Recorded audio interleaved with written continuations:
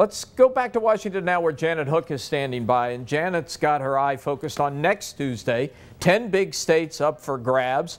A very important series of races. What can you tell us about how the outlook looks in those 10 states right now, Janet?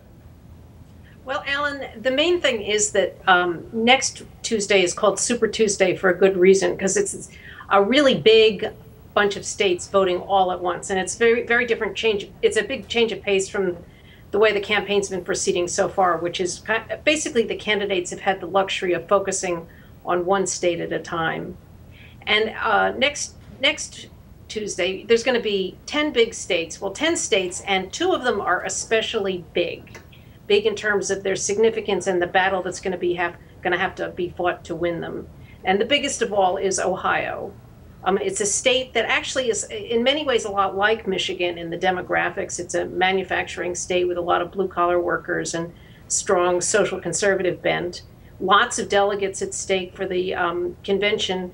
And right now, Rick Santorum is ahead in the polls. And so a big question is how tonight's results might affect a state like Ohio with its similar demographics and all the other states that are going to be voting. But Ohio's particularly critical because Republicans really almost have to win that in November in order to win the election, right?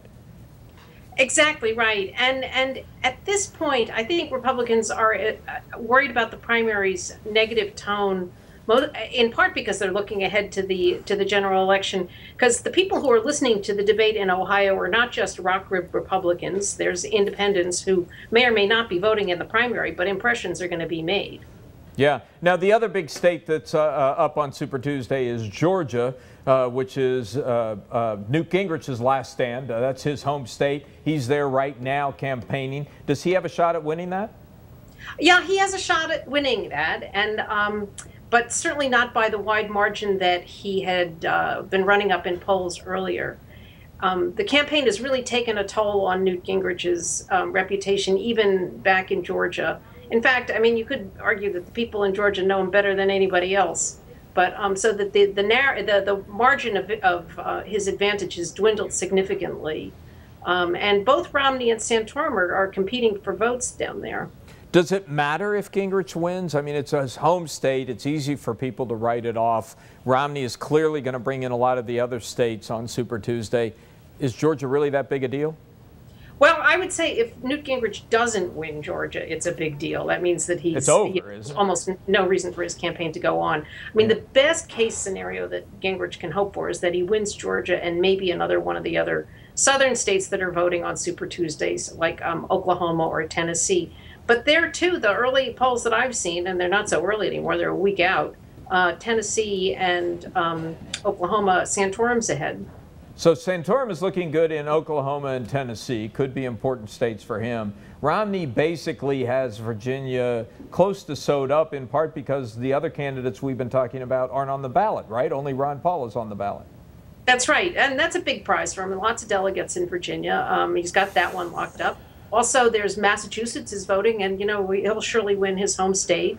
And Vermont, one of his New England neighbors, is voting. And I think the other candidates have basically ceded those states to him. And then out west, Idaho is voting. And that should be easy for Romney, right? It's a strong Mormon state. Right.